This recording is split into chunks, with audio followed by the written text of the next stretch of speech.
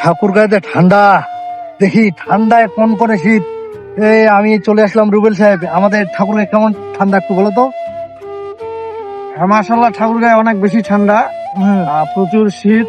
যেহেতু আমাদের এখান থেকে হিমালয় পর্বত খুব কাছে, এই হিমালয় পর্বত কাছে থাকার কারণে উত্তরবঙ্গের মধ্যে ঠাকুরগাঁ, বাইলাডাঙ্গি এই জায়গাগুলোতে প্রচুর পরিমাণে শীত পড়ে এবং বাইরে থেকে মানুষগুলো আসে এই শীত উপভোগ করে। আশা করছি এই শীতের আনন্দ সবার মধ্যে ছড়িয়ে পড়বে এবং এই শীতের শুভ কামনা রইল সবার কাছে। এই শীতে আমরা কিভাবে রক্ষা পেতে পারি? যেহেতু ভারী শীত এবং এই ভারী শীতের জন্য আমাদের ঠাকুরগাঁয় সর্বত্র চাদর ব্যবহার করাটা সবচেয়ে উপযোগী আমি মনে করি। সেই সাথে মোটা কাপড় থাকা জরুরি, আর নয়তো বা এই শীতকে কভার করা ঠাকুরগাঁয় মানুষের জন্য খুব কষ্টকর।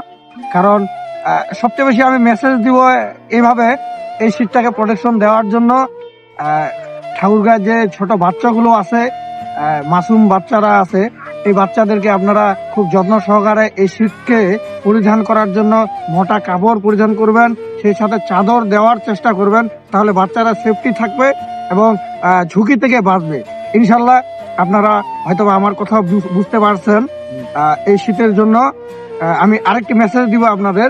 তো সেই সাথে আপনারা শীতের যে একটা উৎসব ঠাকুরগাঁয়, আঁকা পিঠা থেকে শুরু করে এসব খাওয়ার যে উদযাপন, এই উদযাপনগুলো আপনারা সাথে সাথে চালিয়ে যাবেন ইনশাল্লাহ।